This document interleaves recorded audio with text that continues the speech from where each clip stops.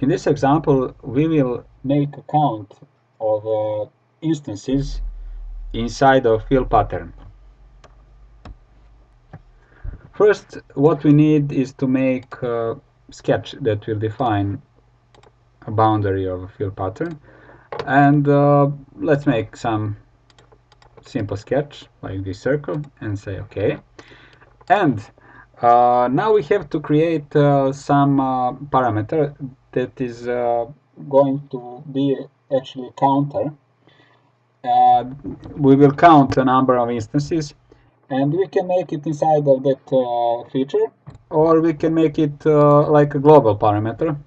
Let's say parameters and create new, but I will make a parameter inside of this feature, and I will call it counter, and you can name it the way you like, and say OK. Then I will make some feature. In this instance, I will create a point that I will make a pattern of.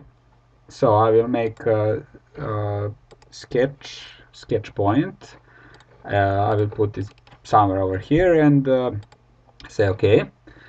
And what will I do first before I create pattern? I will create a relation inside of this sketch. If you try to do this after you created pattern, you will fail. So I will go to Tools, Relations, and inside of this feature, sketch number 2, I will create feature that increments that counter from sketch number 1. So I will find that parameter inside of this sketch 1. You see this is this counter. I will say OK, and I will say that it has to increase by 1. I will copy this, yes, and I will say plus 1, and I will say OK. So when I make a pattern, and I will make it like a fill pattern, and choose this sketch, and we have to wait. It's a bit slow computer. I will, let's say, make a distance of 50, and I will say OK. And if I check that parameter, I will see that it has some value.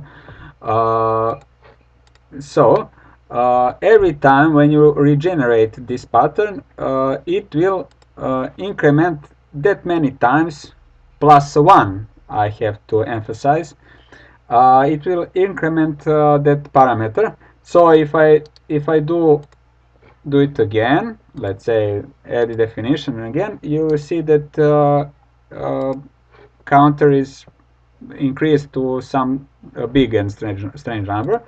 So what I have to do, I will make inside of this feature pattern, I will make relation that sets that parameter to 0. Actually, I will put it to -1 because for some I don't know what reason, operation of incrementing is performed one more time than actually is needed. So I will go to Tools and Relations and find that feature, this pattern feature, and I will say that inside of that pattern feature, I want to change that counter and to give it value of -1, and I will say OK.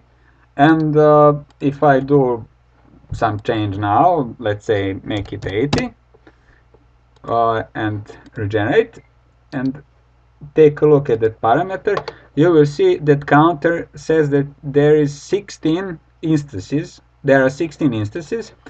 I will just check if Creo says the same. I will go to feature information, and it says that it has 16, you see, just to emphasize, like it says 16 instances. Let's try to change something. Let's say I want to make it like a diamond shaped diamond pattern, and I will make it like 40 distance between, and I will change boundary to 10, and I will say OK. And let's say what does it say? It says that there are 53 instances, and let's check what does Creo says, and what does Creo say? And it says yes, there are 53 instances. So you can use that parameter, or if you make a parameter on part level, and not on feature level, you can use that parameter later on for some calculations, or to present that inside of the drawings and things like that. Okay, thank you. That's all for now.